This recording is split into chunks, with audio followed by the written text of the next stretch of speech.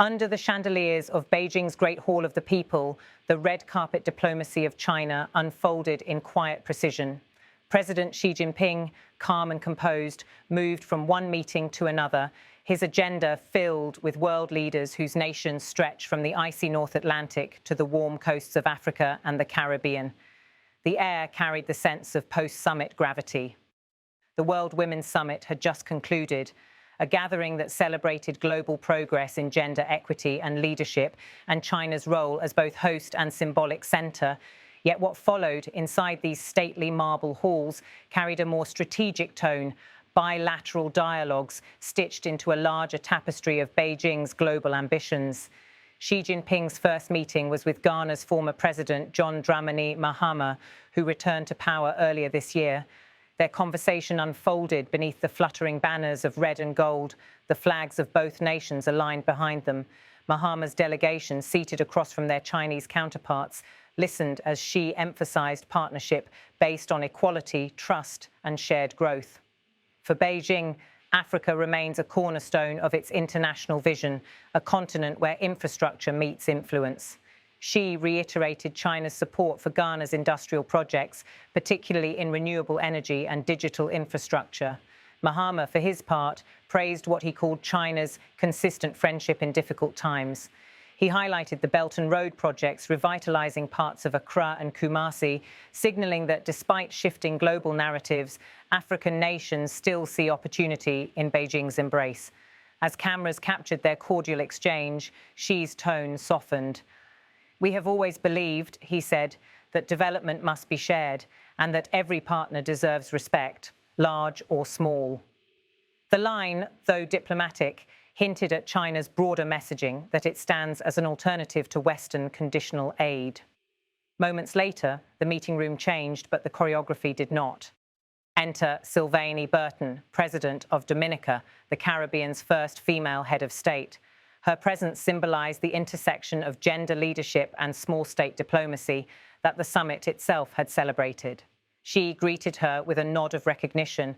The two spoke through translators but connected in tone.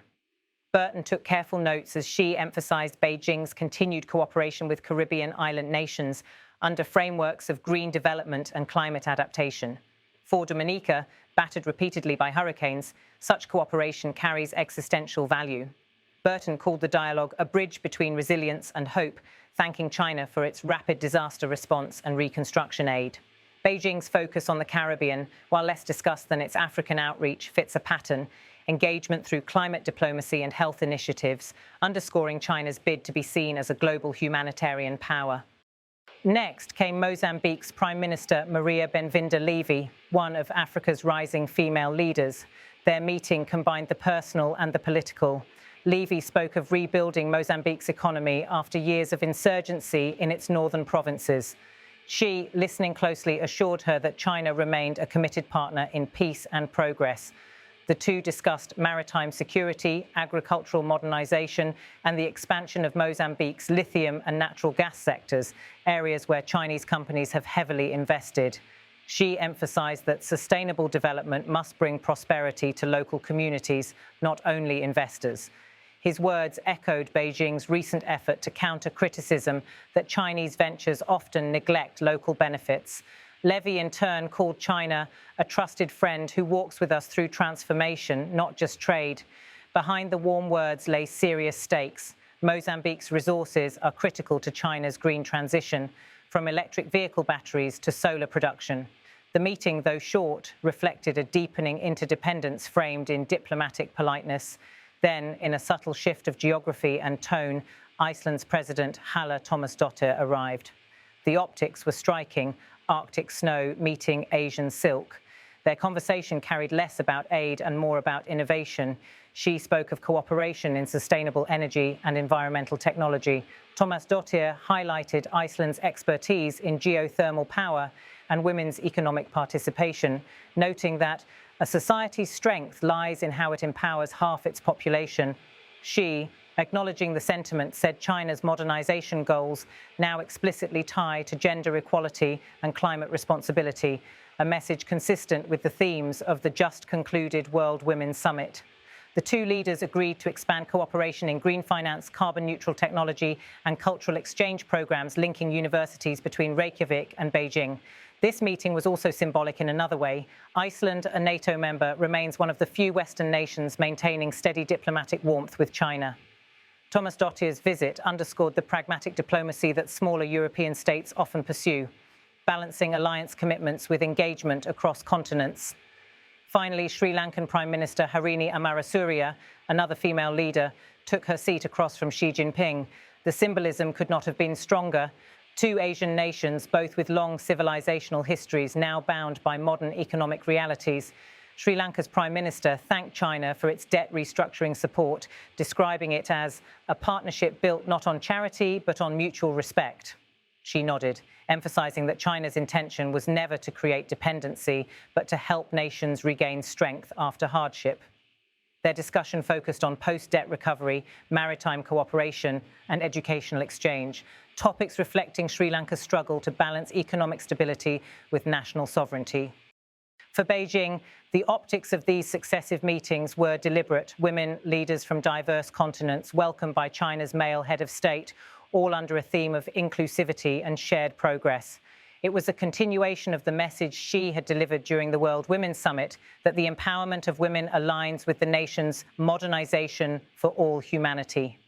Inside China, state media has framed the day's diplomacy as proof of Beijing's global stature and inclusivity, but abroad, analysts interpret it as part of a new narrative push, positioning Xi not just as a geopolitical actor, but as a global convener for diverse leadership in an era of shifting alliances.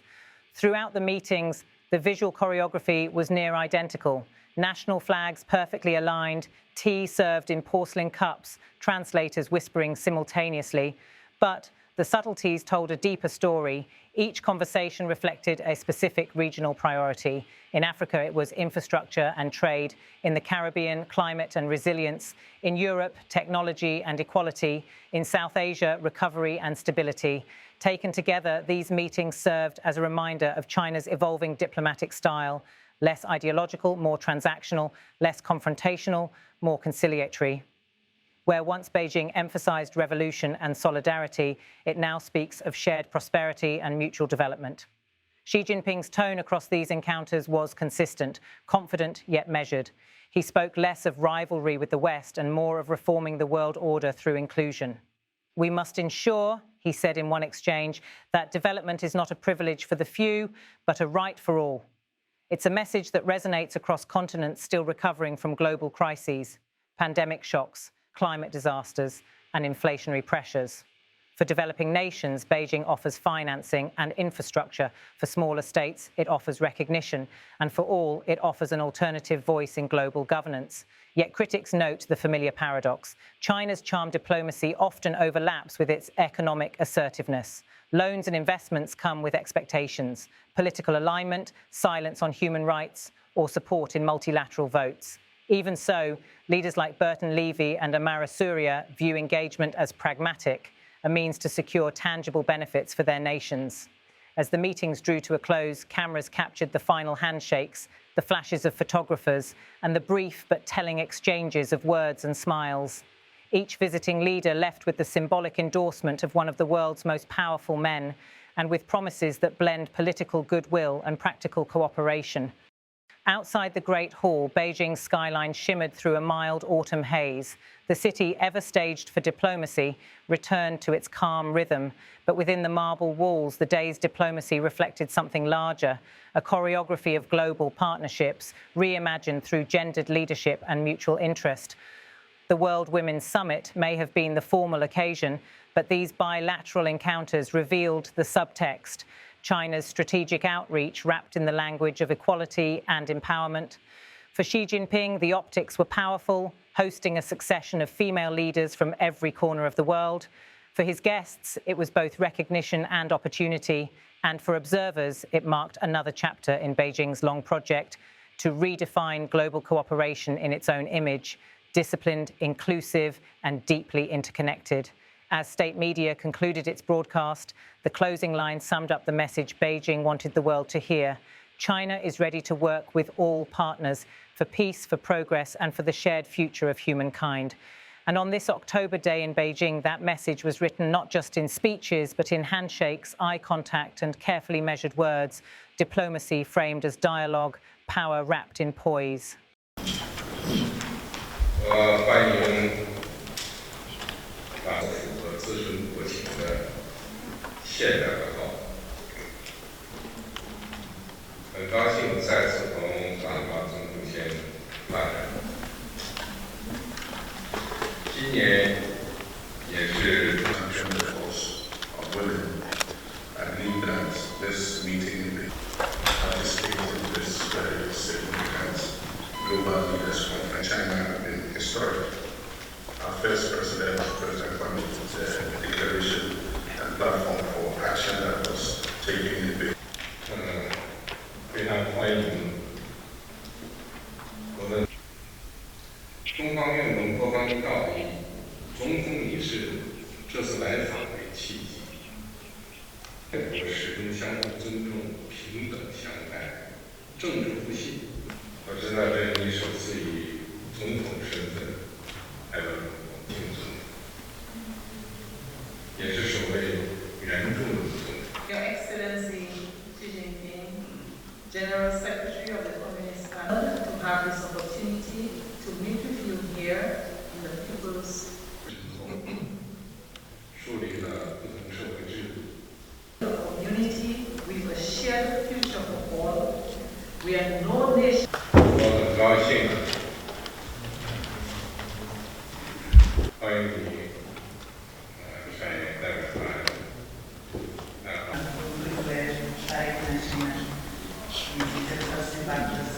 推动两国和全球妇女事业得到更大。 agradecer o convite de Vossa Excelência nos interessou, família de solidariedade e amizade profunda, de visão global, e relativamente a iniciativas como Vossa Excelência. 从俄罗斯各地从很多人都是把眼光聚焦到这个地方。我们昨天谈到，对彼此国家的好，欢迎你来华出席全球妇女来华出席联合国第4次世界妇女大会。 I wish to extend my heartfelt gratitude for the warm welcome here as the second female president of my country. I think that tells us. 这两国这个友谊，也是特别要提出来的，就是冰岛是第一个承认中国市场经济地位的。我很高兴从你对面，也很高兴见到你做出贡献。好，谢谢。 Thank you so much, Lord of Sri Lanka. Thank you very much for the invitation. 大雅克总统的成长后，源远流长。1957年建交以来， Also for the wonderful hospitality and the care you have taken and have provided. 正在认真落实访问承诺。 I think it was truly inspirational.